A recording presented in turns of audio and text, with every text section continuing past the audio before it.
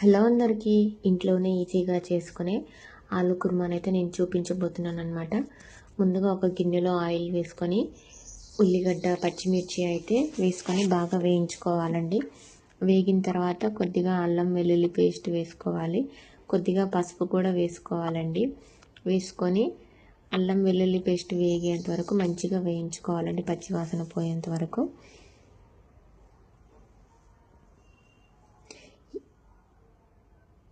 ఇప్పుడు ఇందులోనికి కట్ చేసుకున్న ఆలుగడ్డ ముక్కలను అయితే వేసుకోవాలి. ఆలుగడ్డ ముక్కలు మంచిగా వేగడానికి కొద్దిగా ఉప్పు అయితే వేసుకున్నానండి. మంచిగా కలిపేసి వీటిని కాసేపు మంచిగా మగ్గనివ్వాలండి.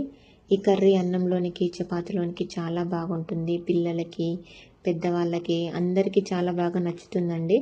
కాసేపు అయితే మూత పెట్టుకొని ఈ విధంగా ఉడికించుకోవాలండి. మధ్యలో మధ్యలో తీసి కలుపుతూ ఉండండి, లేదంటే మాడిపోతుంది. బాగా ఉడికిన తర్వాత ఇందులో కొద్దిగా కారం అయితే వేసుకోవాలండి. మీకు రుచికి సరిపడంత కారం అయితే వేసుకోండి.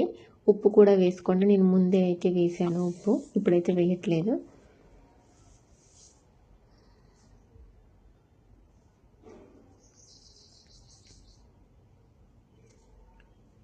ఈ విధంగా మంచిగా కలుపుకున్న తర్వాత 2 కట్ చేసుకున్న టమాటా ముక్కలను అయితే వేసుకోవాలండి.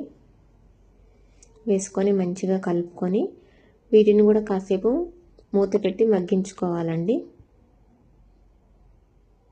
ఈ విధంగా మగ్గిన తర్వాత ఆలుగడ్డలు కొంచెం అయితే స్మాష్ అయితే చేసుకోండి. చేసుకున్న తర్వాత కొద్దిగా వాటర్ పోసి కొద్దిగా ధనియాల పొడి కూడా వేసుకోవాలండి. నేనైతే ఏం మసాలాలు అయితే వాడడం లేదు. ధనియాల పొడి వేసుకొని కలిపేసి ఒక 5 మినిట్స్ మంచిగా ఉడికించుకోవాలండి. ఆయిల్ తేలేంత వరకు అయితే ఉడికించుకోవాలండి మూత పెట్టి. ఇంతే అండి, ఎంతో సింపుల్గా ఇంట్లోనే చేసుకునే రుచికరమైన ఆలు కుర్మా అయితే రెడీ అయిపోయింది. ఈ వీడియో కనుక మీకు నచ్చినట్లయితే లైక్ చేయండి, షేర్ చేయండి, సబ్స్క్రైబ్ చేసుకోండి.